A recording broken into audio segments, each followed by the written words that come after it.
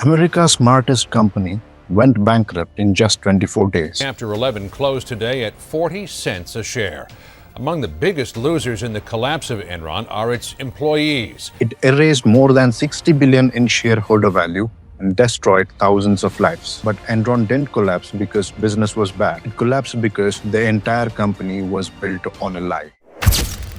The story begins in 1985. Kenneth Lay, an energy executive from Houston, merged two struggling natural gas companies, Houston Natural Gas and Internorth, to create a new company called Enron. At first, Enron was exactly what people expected it to be, a company that transported natural gas through pipelines across America. Nothing about it looked extraordinary. That changed in 1990. Kenneth Lay hired a former McKinsey consultant named Jeffrey Skilling to run Enron Finance. Skilling had a radical idea. Instead of simply transporting gas, Enron would become a marketplace where energy could be bought and sold like stocks on Wall Street. Investors loved the vision, and Enron transformed from a pipeline company into one of America's fastest growing energy traders. There was one more change that would later become disastrous. Skilling convinced regulators to allow Enron to use mark-to-market accounting. Instead of waiting years to see whether a project actually made money, Enron could estimate how much profit it expected to earn over the life of a contract and record much of that expected profit immediately. Imagine signing a 10-year contract today and writing down 10 years of expected profit as if you have already earned it. If those estimates turned out to be wrong, the financial statements could paint a very misleading picture. For a while, nobody questioned it. Enron's stock kept climbing. Fortune's magazine named it America's most innovative company for 6 consecutive years. Wall Street praised it. Employees proudly invested their retirement savings into Enron stock because they believed they were helping build the future. Then another key figure entered the story. In 1997, Chief Financial Officer Andrew Fastow created a series of partnerships with names like Chivco, LJM1 and LJM2. Officially, they were independent companies. In reality, they allowed Enron to move billions of dollars of debt off its own balance sheet. To investors, Enron looked healthier than it really was because many of its losses were hidden somewhere else. The illusion worked.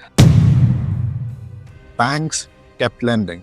Investors kept buying. Executives kept celebrating, but not everyone were convinced. On March 5, 2001, Fortune's journalist Bethany McLean published an article with a simple title, "Is Enron overpriced?" She wasn't accusing the company was fraud. She asked a simple question.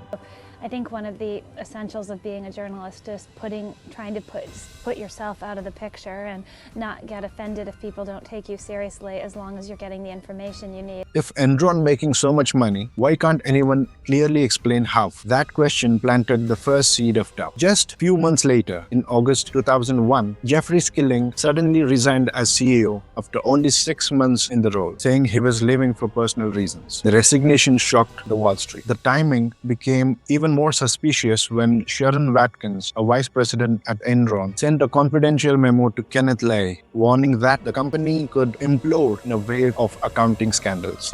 The accounting fraud that really occurred and this suspicious and unexplained write-off that was announced mid-October, the market really started to question what was going on. By October 16, 2001, Enron announced a quarterly loss of $638 million and disclosed a $1.2 billion reduction in shareholder equity tied to the hidden partnerships.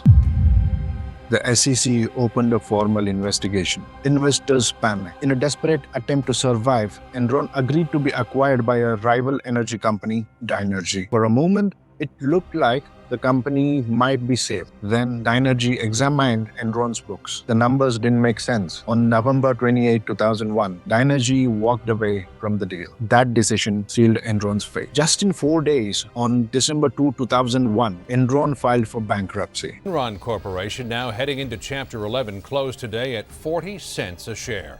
At the time, it was the largest corporate bankruptcy in American history. It's a nightmare. It is totally a nightmare. More than 20,000 employees lost their jobs. Many watched their retirement savings disappear because they had invested heavily in Enron stock. Shareholders lost billions of dollars.